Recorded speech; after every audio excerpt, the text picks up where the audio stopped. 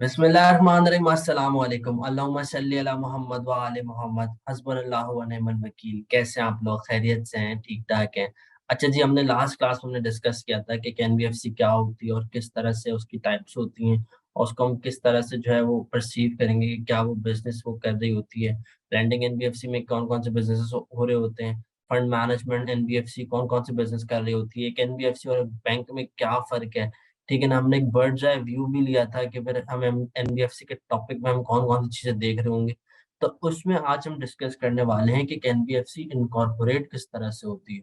पूरा पूरा पूरा मेरे प्यारो एनबीएफसी के इनकॉर्पोरेट होने का पूरा प्रोसेस है। जैसे कि मैंने आपको ओरिएंटेशन क्लास में बताया था, लेक्चर 1 से पहले एक ओरिएंटेशन क्लास हुई थी। अगर आपने वो नहीं ली तो पहले मैं आपसे आपको रिकमेंड करूँगा कि आप पहले ओरिएंटेशन क्लास जो है वो ज़रूर देख लीजिए। अच्छा, ओरिएंटेशन क्लास में हमने ये चीज़ डिस्कस की थी कि यार हम जो लॉज़ पढ़ रहे होंगे ना वो 3 तरह के होंगे। मेरे प्यारो वो 3 तरह के लॉज़ होंगे। अच्छा, लॉज़ जो है पहले पहले पहली तरह का लॉ क्या होगा यार, वो टेक्निकल सेक्शंस होंगे लॉ के। टेक्निकल सेक्शंस वो होते हैं जिसमें कैलकुलेशंस हो रही होती हैं, वो कैलकुलेशन चीज़ें देख रहे होंगे आप, उसमें आपको चीज़ें समझने की ज़्यादा ज़रूरत है, उसमें लेवल ऑफ डिफिकल्टी जो है वो थोड़ा ज़्यादा होता है। उसको थोड़ा हमें इलस्ट्रेशंस के साथ, एग्ज़ाम्पल्स के साथ, प्रैक्टिकल केसेस के साथ देख रहे होते हैं। दूसरी तरह के जो आपके प्रोविजंस होते हैं लॉ में वो होते हैं प्रोसीजरल प्रोसीजरल सेक्शंस। वो प्रोसीजरल सेक्शंस क्या होते हैं मेरे प्यारो? प्रोसीजरल सेक्शन में आपके पास जो है पूरा प्रोसेस बता रहा होता है। ठीक है ना, कि यार पहले स्टेप 1 ये होगा, स्टेप 2 ये होगा, फिर आपने ये करना है, फिर आपने ये करना है, फिर आपने इतने दिनों में ये कर लेना है। अच्छा, फिर क्या होता है, कुछ तीसरे तरह के आपके सेक्शंस कौन से होते हैं, जो होते हैं बिल्कुल कंप्लायंस के सेक्शंस। फॉर एग्जांपल मैंने आपको एग्जांपल दी थी कि यार एक कंपनी ने अगर 10 साल तक रिकॉर्ड मेंटेन करके रखना है, तो उसमें ना तो कोई टेक्निकल बात है, ना कोई प्रोसीजरल बात है, ये सिर्फ एक कंप्लायंस की बात है, आपने इसको कंप्लाई कर देना है। इसमें ना कोई समझने वाली बात है, ना कोई इतनी रॉकेट साइंस है, ठीक है ना? आज हम इनकॉर्पोरेशन का प्रोसेस पढ़ने वाले हैं। मेरे प्यारो, ये आपका ना एक एक एक टेक्निकल प्लस प्रोसीजरल सेक्शन से ये बना हुआ है। अगर हम इनकॉर्पोरेशन की बात करें ना, तो इनकॉर्पोरेशन जो डिस्कस करता है ना, इनकॉर्पोरेशन आपका जो है वो एनबीएफसी एनबीएफसी रूल्स जो है एनबीएफसी के एस्टैब्लिशमेंट एंड रेगुलेशन के रूल्स हैं 2003 के। ये जो है ना वो डिस्कस कर रहे होते हैं कि एक एनबीएफसी किस तरह से इनकॉर्पोरेट होगी। ठीक है मेरे प्यारो, ये आपको बात जो है ये आपको समझ आ गई। अच्छा अच्छा, अब मैं आपको बताना चाह रहा हूँ, देखिए हम स्टेप बाय स्टेप लेके चलते हैं। आप एक कंपनी के प्रमोटर हैं। सर, प्रमोटर क्या कौन होता है? प्रमोटर कौन लोग होते हैं? प्रमोटर वो लोग होते हैं जो पौधा पौधा लगाते हैं। सर, पौधा लगाते हैं। उनके ज़हन में आइडिया होता है कि यार ये बिज़नेस होना चाहिए, फिर उस बिज़नेस के लिए वो कंपनी बनाते हैं। कंपनी फॉर्मेशन में, उसकी एस्टेब्लिशमेंट में वो लगे होते हैं और फिर उसमें जो है वो उसको फॉर्म जो कंपनी फॉर्मेशन और एस्टेब्लिशमेंट करवाते हैं कंपनी की, वो कंपनी के प्रमोटर्स कहलाते हैं। ठीक है? अच्छा। अच्छा, अब आप एक कंपनी के प्रमोटर हैं, आप एक कंपनी बनाना चाहते हैं, आप एक एनबीएफसी बनाना चाहते हैं। अब हम लेके चलेंगे पूरा प्रोसेस के एनबीएफसी अगर आप बनाना चाहते हैं, तो उसमें क्या-क्या जो है उसके में स्टेप्स होंगे। लेकिन सबसे पहले स्टेप 1 में आपने क्या करना है, मेरे प्यारो, एक एप्लीकेशन जाएगी, एक एप्ली अच्छा, ये कोई थ्योरी की चीज़ें नहीं है, ये बिल्कुल प्रैक्टिकल चीज़ है। आपके एग्ज़ाम में इस तरह का केस आ रहा होगा, आपसे पूछा जा रहा होगा किस तरह से क्या प्रोसेस होगा और फिर ये पूरा प्रोसेस जो आपके सामने एक टाइमलाइन क्रिएट होगी। इस टाइमलाइन के बीच में सवाल आ रहे होंगे, क्या फॉर एग्ज़ाम्पल यहाँ बंद हो गया, यहाँ पर कोई ब्लंडर हो गया, यहाँ कोई मसला आ गया, तो फिर क्या होगा? इस केस में क्या होगा? उस केस में होगा। तो ये टाइमलाइन आपके पास बड़ी क्लियरली जो है वो मौजूद होनी चाहिए आपके ज़हन में, ठीक है ना? अच्छा, ये एप्लीकेशन जो है, एप्लीकेशन आप सबमिट कराएँगे मेरे बच्चों, ये जाती है application SECP headquarter specialized companies division SCP का, क्योंकि आप एनबीएफसी रजिस्टर कराना चाह रहे हैं, तो स्पेशलाइज्ड कंपनी डिवीज़न है, स्पेशलाइज्ड कंपनीज़ डिवीज़न एससीसीपी का हेडक्वार्टर जाता है इस्लामाबाद में। ये एप्लीकेशन आप उसको उसके नाम पे जो है वो सबमिट करेंगे। ये एप्लीकेशन एप्लीकेशन सर आप हमें बता दीजिए कि एप्लीकेशन कौन-सी फ़ॉर्म में होगी? क्या ऐसी हम एप्लीकेशन दे दें? नहीं मेरे प्यारो, ये एप्लीकेशन जो है ना एक फ़ॉर्म 1 अटैच्ड है। अच्छा, ये फ़ॉर्म 1 अटैच्ड है, इसको हम देखेंगे। पहले मैं आपको एक टाइमलाइन क्रिएट कर दूँ, फिर आप तोड़-तोड़ के भी चीज़ें उसमें देख रहे होंगे। एक फॉर्म 1 के ऊपर एप्लीकेशन जाती है। सर, ये फॉर्म 1 हमें कहाँ मिलेगा? मेरे प्यारो, फॉर्म 1 आपको जो है वो एनबीएफसी रूल्स 2003 जो है उसमें नेक्स्ट हुआ हुआ है, फॉर्म 3-4 फॉर्म लगे हुए उसके अंदर, लाइसेंस अप्लाई करने का, एनबीएफसी इनकॉर्पोरेट करने के लिए एप्लीकेशन मांगने का। सर ये हमें बताइए कि ये जो एप्लीकेशन देनी है, अगर कोई नॉर्मल कंपनी स्टैब्लिश करना चाहे तो उसके लिए कोई एप्लीकेशन तो नहीं देनी होती, डायरेक्ट जाके हमें इनकॉर्पोरेशन करानी पड़ती है ना? यार यहाँ पर आप एनबीएफसी रजिस्टर करा रहे हैं, एनबीएफसी क्योंकि बैंक से मिलता जुलता काम करती है तो यहाँ पर रेगुलेशन काफी सख्त है। तो इवन इनकॉर्पोरेट करने से पहले भी आपने इनकॉर्पोरेशन की इजाजत मांगनी है।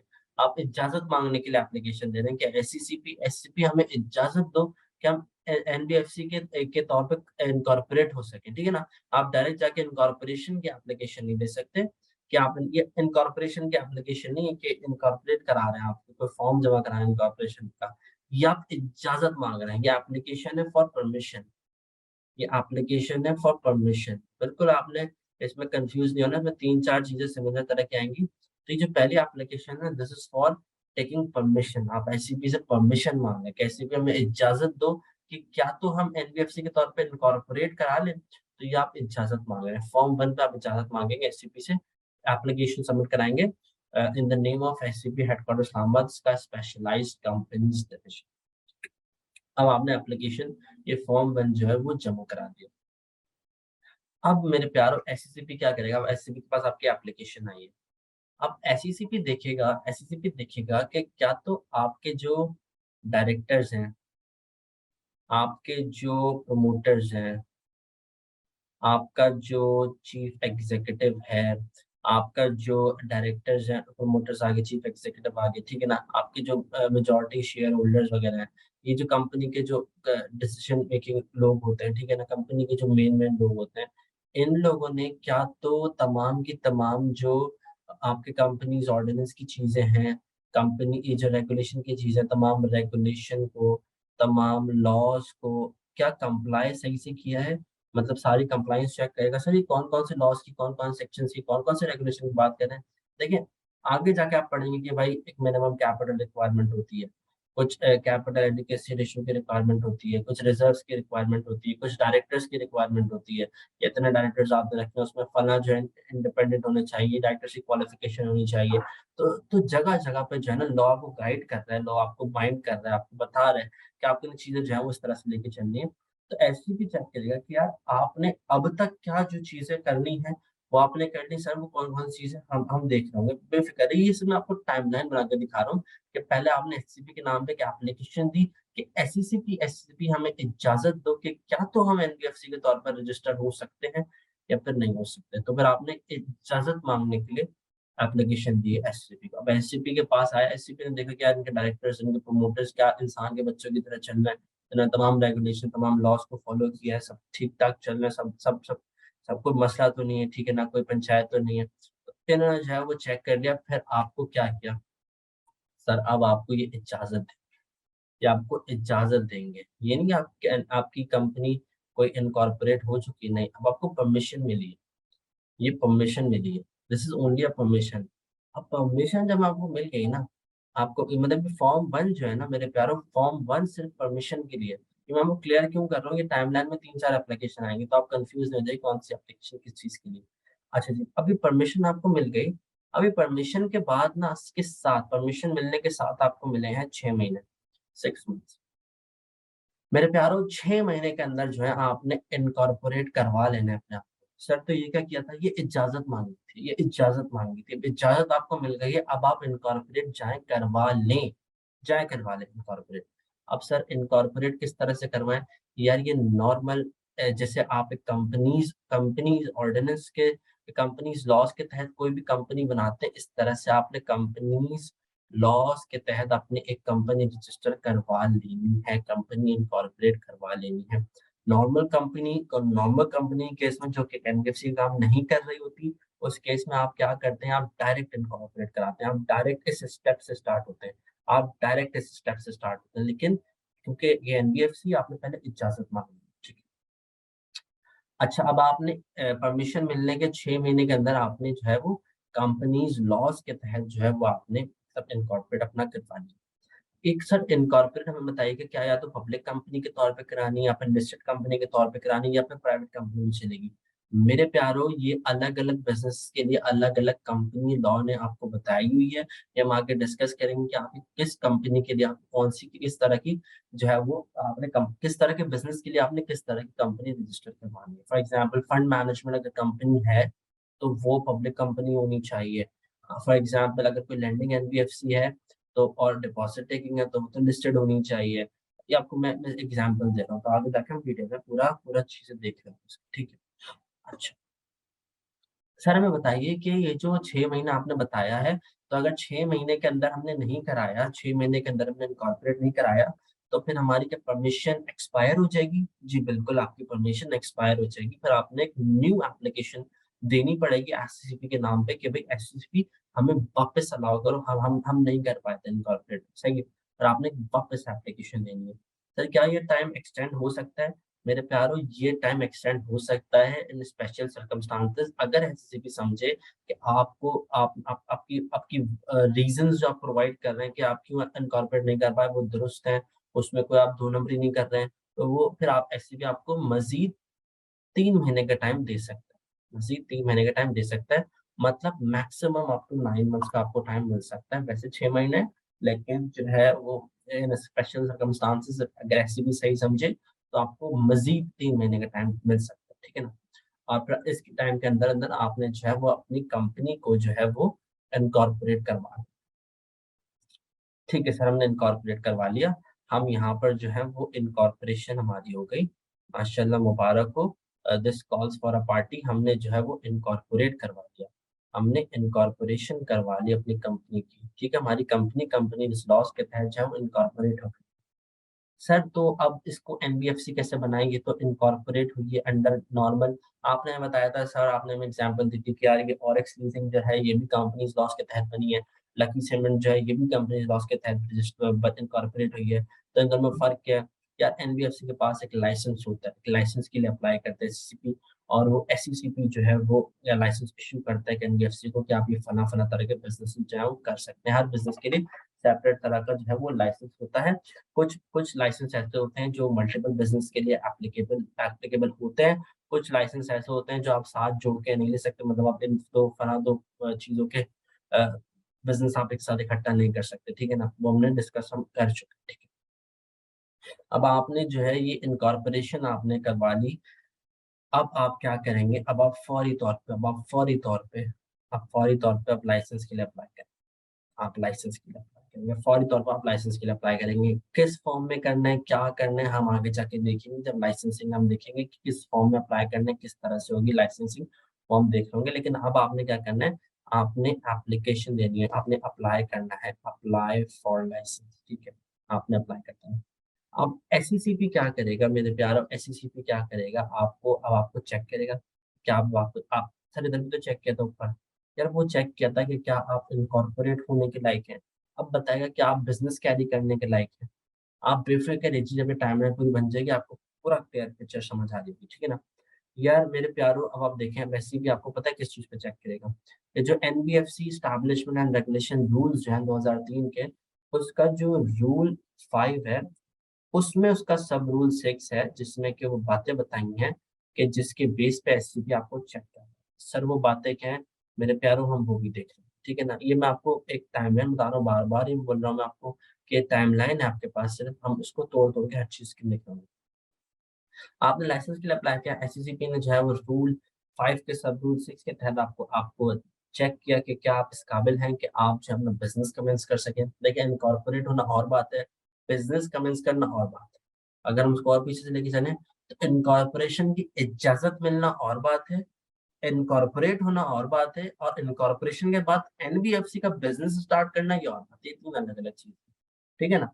अब जो है आपने एससीपी ने आपको चेक कर लिया अंडर रूल 5 के सब रूल 6 के तहत आपको एससीपी ने चेक कर लिया है और फिर अब आपको जो है वो लाइसेंस इश्यू कर दिया है।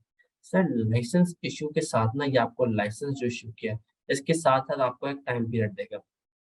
आपको कुछ वक़्त बताएगा कि इस वक़्त के अंदर-अंदर, इस टाइम पीरियड के अंदर-अंदर आपने कमेंसमेंट ऑफ बिज़नेस कर लेना है। आपने कमेंसमेंट ऑफ बिजनेस कर लेना है। अगर तो आप कमेंसमेंट ऑफ बिजनेस इस टाइम पे, फॉर एग्जांपल आपको यार आपको मेरे प्यारो आपको 90 डेज का टाइम मिला है, एससीपी ने आपको 90 डेज का टाइम दिया, या एससीपी आपके ये उसको जैसे बेहतर लगे ना, एससीपी को उस हिसाब से आपको टाइम देगा।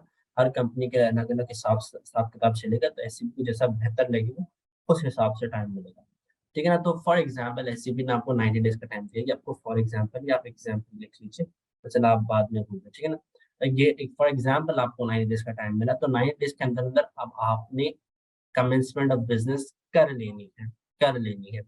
आप नहीं कर पाए अगर 90 डेज़ के अंदर-अंदर, तो आपका लाइसेंस जो है वो कैंसल कर दिया जाएगा, वो विथड्रॉ कर दिया जाएगा। लाइसेंस आपका एससीपी वापस ले लेगा, ठीक है ना? अगर तो एससीपी आपको एक्सटेंडेड टाइम नहीं देता, फॉर एग्जांपल 90 डेज़ से उठा के आप बोले यार फलाँ चीज़ों की वजह से मैं नहीं कर पाया था, तो आपको हो सकता है वो 120 डेज़ का टाइम दे दे, आपको मज़ीद 3 दिन का टाइम दे दे। लेकिन अगर वो नहीं देता या फिर आप 120 डेज़ के अंदर भी आप नहीं कर पाते कमेंसमेंट ऑफ बिज़नेस, तो आपका लाइसेंस जो है वो विथड्रॉ हो जाएगा, ठीक है ना? अब ये लाइसेंस मेरे बच्चों, लाइसेंस जो है ना, लाइसेंस लाइसेंस जो है, लाइसेंस की जो वैलिडिटी है ना, वो है 3 साल तक। 3 साल के बाद आपने वापस लाइसेंस की रिन्यूअल के लिए अप्लाई करना है। उसके बाद आपका लाइसेंस जो है वो रिन्यूअल हो जाएगा। सर आपने यहाँ पर क्रॉस क्यों बना दिया? ये क्रॉस ने बना दिया, ये कोई लूप नहीं है। ये नहीं कि अब आपने रिन्यूअल नहीं करनी, मतलब अब आपका लाइसेंस डायरेक्ट रिन्यू होगा। आपने वापस वो इनकॉर्पोरेशन में नहीं जाना। तो मैंने यहाँ पर ये ऐसा ना हो आपको ये सर्कल ना लगे कि लूप में चलती जा रही हैं चीज़ें, जब भी इसको क्रॉस करना यहाँ पर हमने ज़रूरी समझा। तो यहाँ पर जो है आपका ये पूरा प्रोसेस जो है वो क्लोज़ होता है। हुआ ये, सबसे पहले आपने जो है वो आपकी आपकी ख़्वाहिश थी कि आप एनबीएफसी के तौर पे आप काम करना चाहते हैं, आप एनबीएफसी रजिस्टर करवाना चाहते हैं, एनबीएफसी का बिज़नेस करना चाहते हैं। तो अब आप क्या करेंगे, सबसे पहले आप एक एप्लीकेशन जमा कराएँगे, specialised companies division SCP headquarters Islamabad में।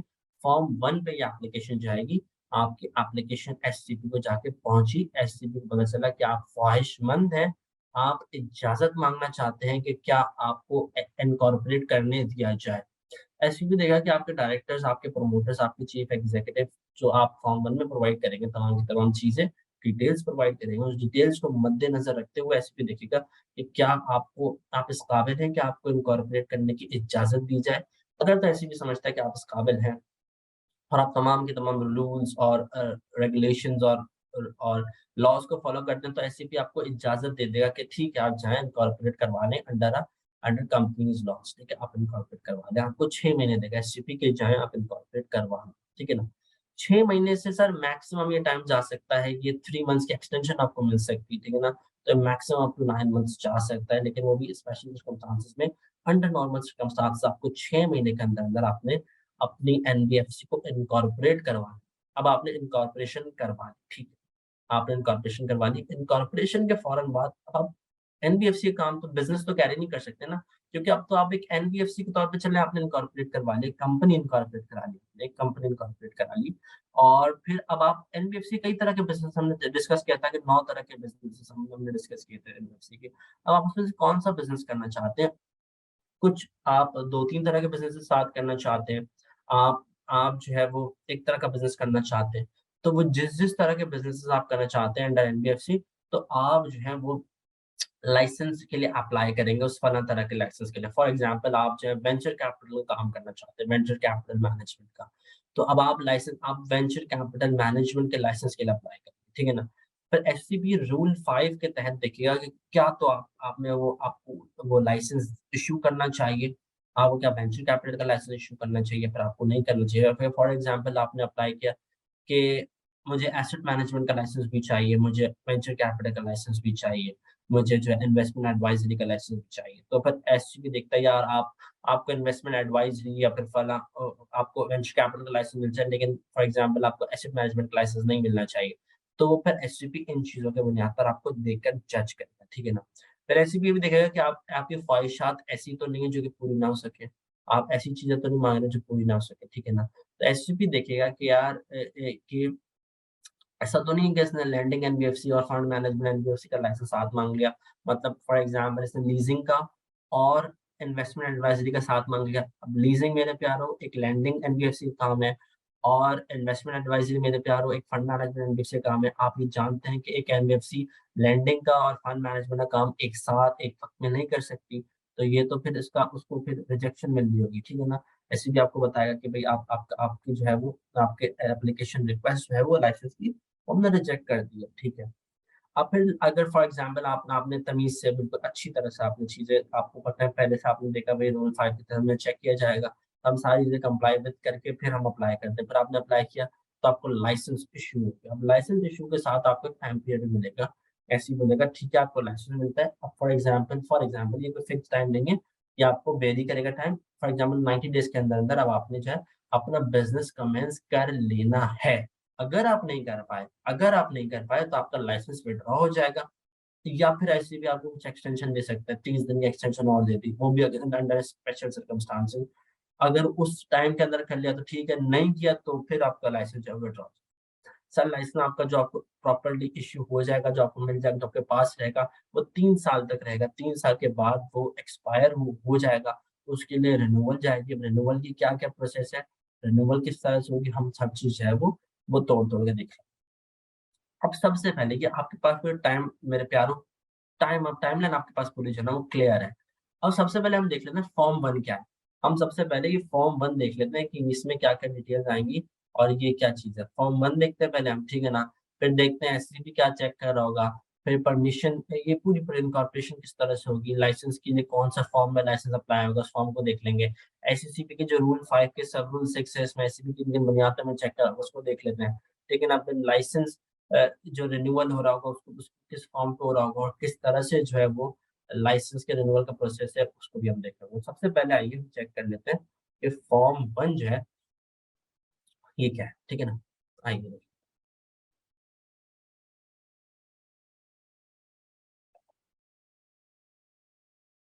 अच्छा जी, फॉर्म 1 आपके सामने है। फॉर्म 1 जब आप उसमें एप्लीकेशन देंगे एससीपी को कि एससीपी में परमिशन दे दीजिए आप जो एनबीएफसी के तौर पर रजिस्टर होने की, इनकॉर्पोरेट होने की, तो फॉर्म 1 में आप देंगे।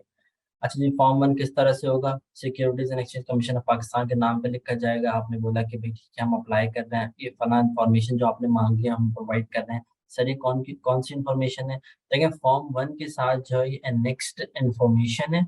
अच्छा एक जनरली मैं आपको बताऊँ कि इसका एक फॉर्म्स जो है ना, फॉर्म्स रूल्स के जो 7 फॉर्म्स अटैच हैं, ये अगर स्पेसिफिकली मेंशन ना हो तो आपके कोर्स का पार्ट नहीं, ठीक है ना? तो एनबीएफसी में भी जो है वो फॉर्म्स आपके कोर्स का पार्ट नहीं, ठीक है? अच्छा फॉर्म्स अगर कोर्स का पार्ट नहीं है सर हम तो पढ़ क्यों रहे हैं? देखिए फॉर्म्स कोर्स का पार्ट नहीं है, लेकिन इनकॉर्पोरेशन का पूरा प्रोसेस एक तो कोर्स का पार्ट भी है और एक अच्छी वेटेज के साथ है, ठीक है ना? तो आप उस प्रोसेस को समझने के लिए आपको एक पूरी पिक्चर क्लियर होनी चाहिए कि ये प्रोसेस किस तरह से होता है। तो मैं आपको एक ब्रीफ आइडिया देने के मैं आपके सामने पूरा फॉर्म ले आया हूँ और मैं आपको बताना चाह रहा हूँ कि किस तरह से जो है चीज़ें प्रैक्टिकली हो रही होती हैं। ठीक है ना? तो ज़्यादा इसमें टाइम नहीं लगाएँगे, हम बस एक छोटा-सा ब्रीफ इसका आइडिया देने के लिए हम देखते हैं। अच्छा इन्फॉर्मेशन कौन-सी चाहिए होती है यार? डायरेक्टर्स के नाम, स्पॉन्सर्स के नाम, आपके जो कंपनी के प्रमोटर्स के नाम, ठीक है ना? उनके एड्रेस वगैरह, उनकी परसेंटेज ऑफ उनकी शेयर होल्डिंग, ठीक है? कंपनी की फीज़िबिलिटी रिपोर्ट क्या है, ठीक है ना? इसके अलावा क्या होगा यार, टैक्स की आपकी परफ़ॉर्मेंस कैसी है? सर कंपनी तो अभी इनकॉर्पोरेट ही नहीं हुई, तो टैक्स कहाँ से भरेंगे? यदि ये टैक्स की जो पेमेंट आपके जो स्पॉन्सर्स जो उनकी टैक्स की एविडेंस है, आपके स्पॉन्सर अपना भी तो टैक्स भरते होंगे ना, तो उसका टैक्स एविडेंस आपने लगाना है साथ में। अ, बस स्पॉन्सर्स के आपने सीआईबी रिपोर्ट्स लगानी है कि यार इनकी क्रेडिट इन्फॉर्मेशन ब्यूरो रिपोर्ट कैसी है इनकी, कि इन्होंने किसी से उधार लिया तो उसको वापस किया या फिर नहीं किया। सर ये चीज़ें क्यों चाहिए? मेरे प्यारे ये चीज़ें इस वजह से चाहिए ताकि जो है एससीपी का आइडिया ले सके कि आप किस तरह के इंसान हैं और आपको इजाज़त देनी चाहिए या फिर नहीं देनी चाहिए। तो इन इन्फॉर्मेशन को मद्देनज़र रखते हुए एससीपी आपको सोचेगा कि क्या तो आपको परमिशन मिलनी चाहिए या फिर नहीं मिलनी चाहिए। इसके साथ-साथ आप कोई 5 लाख रुपए की पेमेंट करेंगे, उस पेमेंट का प्रूफ लगाने के बाद आप ये फॉर्म 1 जो है एससीपी को सबमिट कराएँगे। ठीक है ना? आपने एससीपी को फॉर्म सबमिट करा दिया, अब आप यहाँ से स्टेप 1 पूरा हो गया, आपने फिर एससीपीआई ने चेक किया कि आपकी जो इन्फॉर्मेशन प्रोवाइड की आपने, वो किस तरह की है, फिर उसने फॉर एग्ज़ाम्पल आपको परमिशन दे दी। परमिशन देने के साथ-साथ आपको 6 महीने मिलेंगे, 6 महीने के अंदर-अंदर आपने इनकॉर्पोरेट करना है। अच्छा सर, अब कौन-सी कंपनी किस तरह की इनकॉर्पोरेट होगी ये भी बता दीजिए हमें? देखिए हमने एनबीएफसी के बारे में देखा था, हमने ये देखा था कि एक तो ये 2 तरह की होती हैं, 2 तरह की होती हैं। एक हमारे पास हो गई कोई एक फंड मैनेजमेंट एनबीएफसी हो गई हमारे पास और एक हमारे पास हो गई लेंडिंग एनबीएफसी। अच्छा, ये फंड मैनेजमेंट एनबीएफसी में हमने पढ़ा था यार, ये जो है कोई एसेट मैनेजमेंट काम भी कर सकती है, ये वेंचर कैपिटल काम भी कर सकती है, ये जो है ये इन्वेस्टमेंट एडवाइजरी का काम भी कर सकती है, ये कोई पेंशन स्कीम मैनेजमेंट का काम भी कर सकती है। इस तरह से लेंडिंग एनबीएफसी ये लीजिंग का काम कर सकती है, ये हाउसिंग फाइनेंस का काम कर सकती है, ठीक है ना। इसके अलावा ये जो है इन्वेस्टमेंट फाइनेंस का काम कर सकती है, इसके अलावा डिस्काउंटिंग वगैरह का काम कर सकती है। अच्छा, इसमें जो है एक रीट मैनेजमेंट का काम भी था, ठीक है। और लैंडिंग एनबीएफसी में हमने पढ़ा था कि ये 2 तरह की होती हैं, ये डिपॉजिट टेकिंग भी हो सकती है, ये नॉन डिपॉजिट टेकिंग भी हो सकती है, ठीक है जी। ये सब हमने पढ़ा हुआ है, ठीक है। अच्छा, अब इसमें इसमें हिसाब-किताब इस तरह से है कि फंड मैनेजमेंट एनबीएफसी है ना, तो it will always be a public company.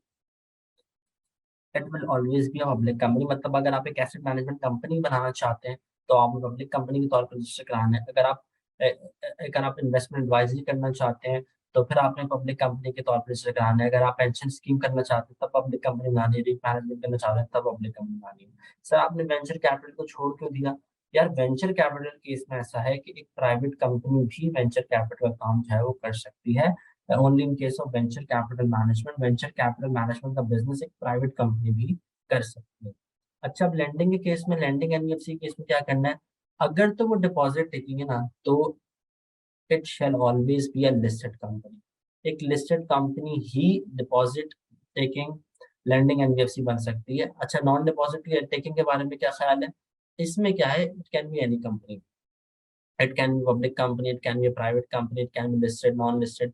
आप जिस तरह से चलना चाहें इसको कर सकते हैं। अगर आपकी एक लेंडिंग एनबीएफसी है, जो लोगों को पैसा दे रही है और डिपॉज़िट्स नहीं ले रही है, तो it can be a private company, it can be a public company, कोई इसमें आपको कोई रिस्ट्रिक्शन नहीं है। लेकिन अगर आप डिपॉज़िट्स भी ले रहे हैं, फॉर एग्ज़ाम्पल आप हाउसिंग फाइनेंस से काम कर रहे हैं, डिपॉज़िट्स भी ले रहे हैं आप।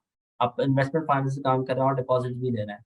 अगर आप डिपॉज़िट्स भी ले रहे हैं, तो आपको एक लिस्टेड कंपनी होना ही पड़ेगा, ठीक है ना? वजह इसकी क्या है? जनरल प्रिंसिपल हमने पढ़ा है कि जहाँ पर पब्लिक का इंटरेस्ट स्टेक पर होता है, वहाँ पर लॉस काफ़ी सख्त होते हैं, तो अब आपको लिस्टेड कंपनी ही करना पड़ेगा। और लिस्टेड कंपनी के ऊपर तमाम के तमाम जो है वो तमाम सख्त लॉज़ अप्लाई होते हैं, तो आपको भी एक लिस्टेड कंपनी के तौर पर रजिस्टर होना पड़ेगा, ठीक है?